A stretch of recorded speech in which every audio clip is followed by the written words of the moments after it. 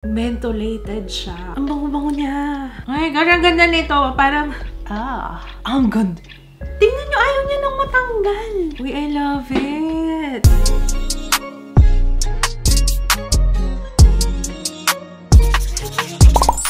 Hello everyone! Welcome back sa ating channel. May date night kami ni Papa Kits ngayon. Kaya naka-ready ako. I haven't tried itong Get Ready With Me Cosmetics na lip cushion and yung kanilang Ultra Matte Life Proof fixing spray. I've heard a lot of good things about dito sa setting spray or sa fixing spray na to rather.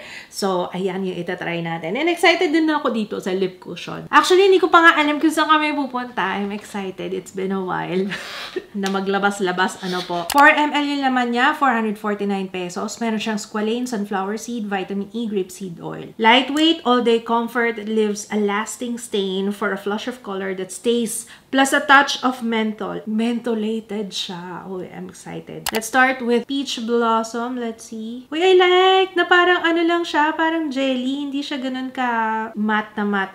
And nafe-feel ko talaga yung lamig. Okay, that's Peach Blossom. Hindi ko alam kung anong gagamitin ko tonight. Ito naman, Pink Granite. Or Pink Granite. Next is Arctic Berry. Uy, I like this. Ganda nito ah. Ito si Mint Julep. Okay, medyo brownish siya. Neutral wine brown. Next is Total Eclipse. Deep rose mauve naman to. Rose Quartz. Oh, this one is medium pink. Maganda rin siya. Ang bango-bango niya. Amoy menthol talaga. Salted caramel. Ang ganda rin ni salted caramel. Neutral almond pink. Next one is Black Forest. Yan, si Black Forest. Ang ganda rin ni Black Forest. Then, last one is si Midnight Mauve. Ito plum. Ang ganda nung pangatlo. Siya talaga yung bet ko. Ang ganda niya. Arctic Berry. Yan diba? Yes. Si Arctic Berry yung nabetan ko. Okay, Arctic Berry. Uy, alamig. Ang ganda ng formula nito. So, umpisa, luscious and dewy yung finish na. Tapos, nagiging smooth and cushion-like velvet matte. Ay, gosh, ang ganda nito. Parang, bet ko yung ganyang kalamig sa labi. Bet na bet ko. Ay, ang ganda niya. Bagay. Ang ganda. Arctic Berry. Ang ganda mo. Ang ganda ni Arctic Berry, guys. Alam nyo, binura ko kagad kasi sabi ko baka mag-stain sa damit ko. Tingnan nyo, ayaw niya nang matanggal. Tsaka ang lamig-lamig niya sa labi. Sobrang lamig niya. As in, tuwan-tuwa siya kasi gusto ko yung mga ganyan, yung mga malalamig. Hindi talaga siya natatanggal, guys. Nag-iiwan talaga siya ng stain. Kanina pa ako pa bura ng bura dito. It's nice. Grabe, ilang minuto na nakalipas, guys. Nilalamig pa rin yung labi ko sa kanya. May plumping effect ba to? Kasi parang sa sobrang anghang niya, medyo nagpa-plump yung labi ko. Ang price nito is 449 pesos. Ang lamig niya sa labi. Kahit isang layer lang yung nilagay ko. Oh, ang ganda nito. Oh, ilalagay ko na sa bag ko at baka makalimutan ko. Opo. Ultra Matte Fixing Spray. Ito naman daw ay powered by skin-loving ingredients. Nakaka-hydrate, nakaka-soothe, and nakaka-moisturize daw ng skin ito. Meron siyang niacinamide, panthenol, Centella asiatica, vegan ceramides. So, shake it, spray it, lock it in. Ganun lang. 6 to 8 inches. Sa mga first time gumamit ng fixing spray or setting spray. Ganun, guys. Ha? Malayo. Malayo po. And then, close your eyes and try not to inhale yung na-spray. Opo. Uy, I love it. Ang ganda ng mist niya. Is it film forming? Yes. Yung pala yung tinatawag nilang Ultra Matte Complex. Meron siyang film kasi nafe-feel ko na na merong film. Teka, gusto ko pa more. Pasado sa akin yung mist niya. Malakas. At saka ang laking area kagad yung covered ng face ko. It has a nice scent pero hindi matapang. So, hindi siya bothering for me. Para sa 50 ml, ang price ito is 649 pesos. So, tingnan natin kung magtatagal ang aking mock-up. By the way, ang ginamit kong eyeliner is eyeshadow powder. So, dyan pa lang malalaman ko later kung nagalaw ba siya or hindi, or nagstay talaga. So, mamaya check natin kung kumusta yung aking face. Hindi ko alam kung magmumotor kami ngayon or sasakyan. So, good luck.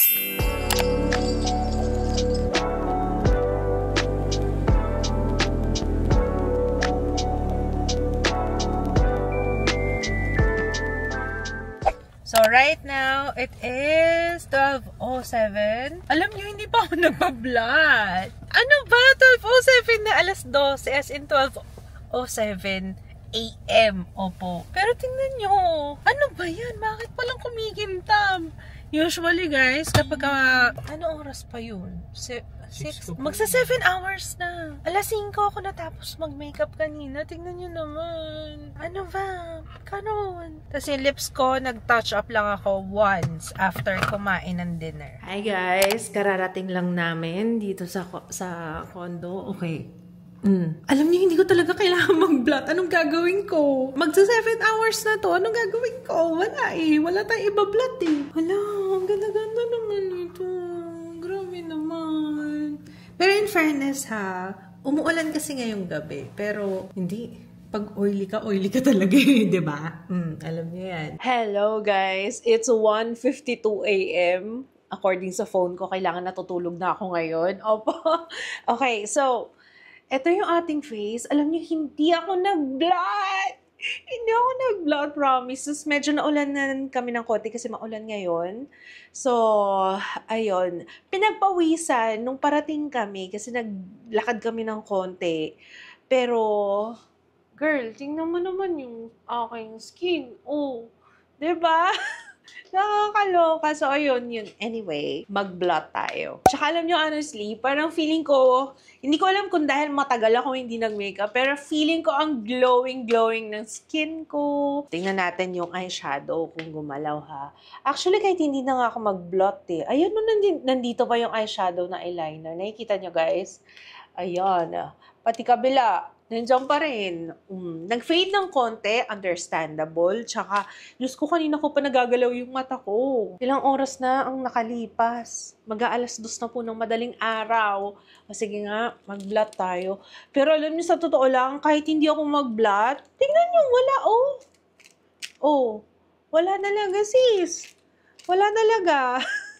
Ayan. Sa noo lang talaga. Ayan. Pero konting-konti. Oh, as in, sobrang konting-konti lang talaga. Ang ganda!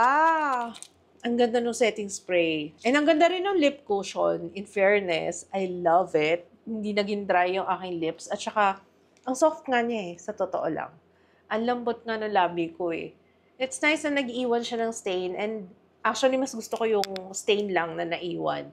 Mas maganda yung kulay niya. Sa true lang. Para mas natural yung effect. Ano? So, ayun lang naman. Okay, guys, grabe. Ito na yung pinaka-late ko na review.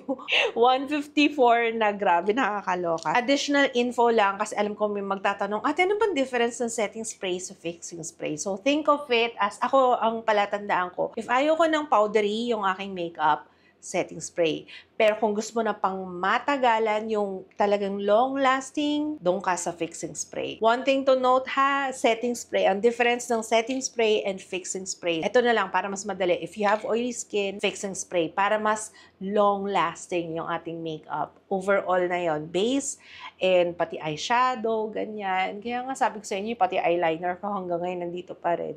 So, ayun ang fresh ko. I like it. Thank you so much. Maraming salamat, Get Ready With Me. At talaga sinamahan niya ako hanggang sa aking night out. Opo. Umabot tayo ng alas 2 ng madaling araw. Pero fresh-freshan pa rin. So, ayan. Thank you so much, Get Ready With Me Cosmetics. Ganda niya. I highly recommend. Alam ko maraming magtatanong, oh, ate, anong mas gusto mo?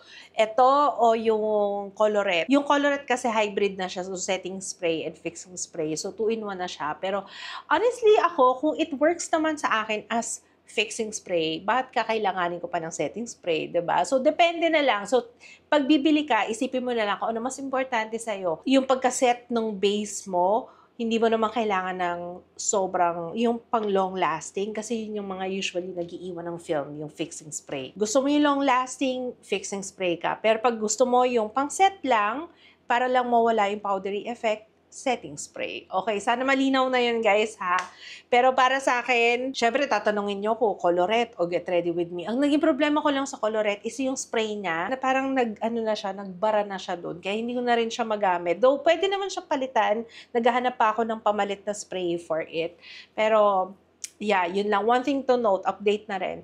So, ayun lang guys. Maraming salamat. Feeling ko yung parang medyo may nagbuo na doon. Kasi nga, di ba, film forming. So, may nagbuo na doon sa pinaka spray yan, yung kung saan lumalabas yung liquid. So, hindi ko siya ma-compare side by side. Yun, pinangunahan ko na kayo. Alam ko may magre-request yan. So, ayun lang guys. Maraming salamat. Thank you so much for watching. Sana nagustuhan niyo itong video na to. At kung oo, don't forget to thumbs up. Kung meron kayong request na i-review natin, please comment down below. I will see you again on my next one. Thank you so much for watching. Bye!